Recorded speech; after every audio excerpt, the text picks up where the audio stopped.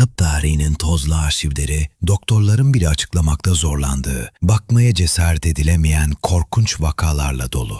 Bugüne kadar bildiğiniz tüm hastalıkları unutun. Birazdan izleyeceğiniz kayıtlar, insan bedeninin uğrayabileceği en karanlık, en ölümcül ve en tuhaf mutasyonları içeriyor. İşte Fact and Key gizli arşivlerinden tarihin en kan donduran 8 tıbbi gizemi. Arkanıza yaslanın ve derin bir nefes alın. Dünyanın en ünlü tablosuna, Mona Lisa'ya dikkatlice bakın. Bir eksiklik fark ettiniz mi? Evet, doğru görüyorsunuz. Mona Lisa'nın kaşları ve kirpikleri yok. O dönemde kadınların alınlarını geniş göstermek için kaşlarını tamamen kazıması bir moda akımıydı. Bugün bunu yapsak muhtemelen uzaylıya benzerdik. Peki siz kaşsız halinizle nasıl görünürdünüz? Videoda bahsedilen dönem hangi dönem biliyorsan yorumlarda bahsetmeyi unutma. Aynaya bakmadan önce abone olmayı unutmayın çünkü. Paris'e gitmeyi düşünüyorsan sana çok garip bir haberim var. Bu demir yığını aslında canlı bir organizma gibi sürekli şekil değiştiriyor. Yaz aylarında hava ısındığında kuledeki demirler genleşiyor ve Eyfel Kulesi tam 15 santimetre uzun. Yani kışın çektiğin selfie ile yazın çektiğin selfie aslında aynı kule değil. Daha fazla seyahat sırrı ve ilginç bilgi için şuradan abone olabilirsin. Çünkü mevsimler değiştikçe insanlık tarihinin en korkutucu ve en uzak inişiydi. Dünyadan tam 1,5 milyar kilometre uzak. Tarih 14 Ocak 2005. Huygens sondası, Satürn'ün uydusu Titan'ın o kalın, zehirli turuncu atmosferine daldı. Kimse aşağıda ne olduğunu bilmiyordu. Bir okyanusa mı çakılacak yoksa bir dağa mı çarpacaktı? İniş tam 2,5 saat sürdü ve sonunda tık sesi geldi. İndiği yer dünyaya benziyordu. Nehirler, göller ve çakıl taşları vardı. Ama o taşlar aslında buz. O nehirlerse sıvı metandı. Titan'da yüzmek ister miydin? Donabilirsin. Abone ol ve evreni keşfet. Çünkü bu yolculuk şu an bir yerlerde. Tam 59 yıldır buzun içinde donmuş halde uyanmayı bekleyen bir adam var. Adı Dr. James Bedford. 1967'de kanserden öldüğünde gömülmeyi reddetti. Bunun yerine gelecekte bir gün uyandırılma umuduyla tarihteki ilk dondurulan insan oldu. Bedeni kan yerine özel bir antifriz sıvısıyla dolduruldu ve eksi 196 derecelik bir kapsüle kondu.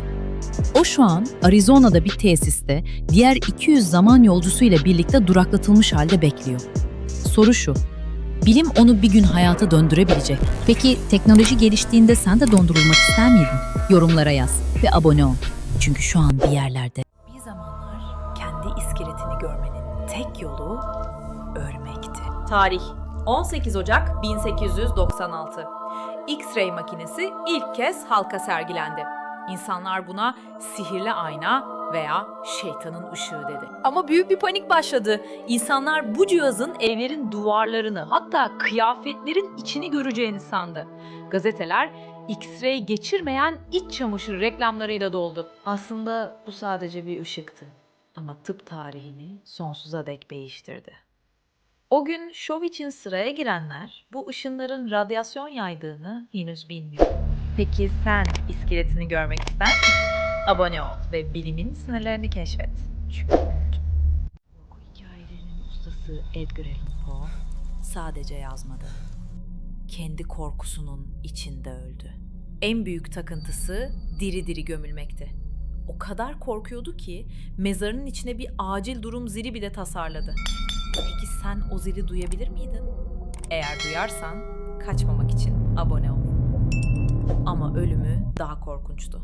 19 Ocak'ta bir sokakta başkasının kıyafetleri içinde bilinci kapalı halde bulundu. Sürekli tek bir isim sayıklıyordu. Reynolds. Kimse Reynolds'ın kim olduğunu asla çözemedi. Kuduz mu, cinayet mi, yoksa kendi hikayelerinden biri mi onu ele geçirdi? Belki de o hala... Bir kral düşünün ki son sözleri bile halkından çalındı. 21 Ocak 1793'te o gün Paris'te sadece kan değil, sessizlik de vardı. Kral 16. Louis giyotine yatırılmadan önce halka seslenmek istedi. "Ben masumum!" diye bağırdı. Ama askerler trampetleri o kadar güçlü çaldı ki kimse onu duyamadı. Ve sonra bıçak düştü. Halk mendillerini kralın kanına batırmak için birbirine ezdi. Çünkü kral kanının şifa vereceğine inanıyorlardı. Kral ölmüştü ama terör daha yeni başlıyordu.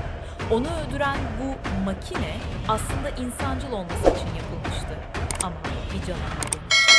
Bu ölüm makinesinin sırrını ve sıradaki kurbanı Cuma günü anlatacağım. Kaçırmamak için abone ol.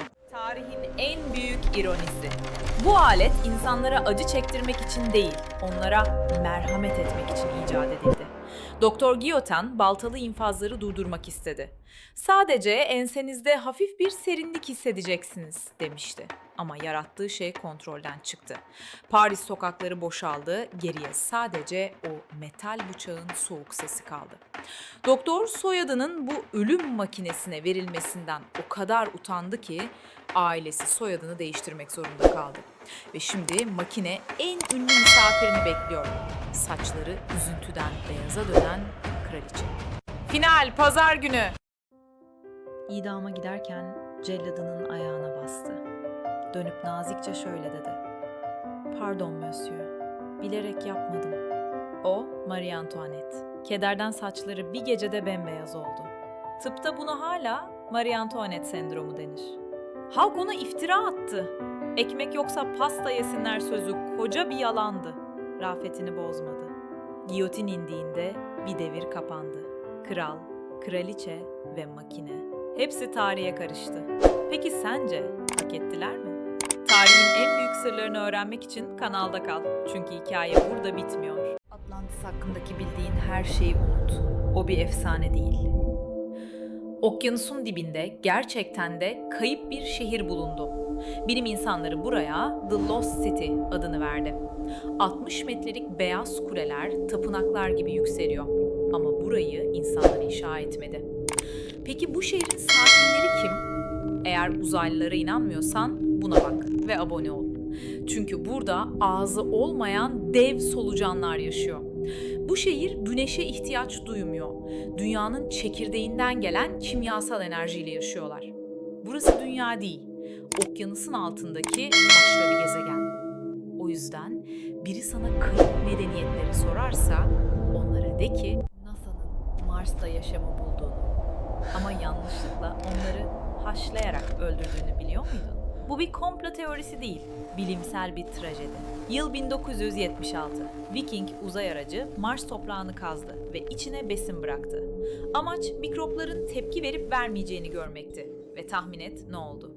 Toprak yemeği yedi ve gaz çıkardı. Test pozitifti. Bilim insanları şok oldu ama sonra büyük bir hata yaptılar.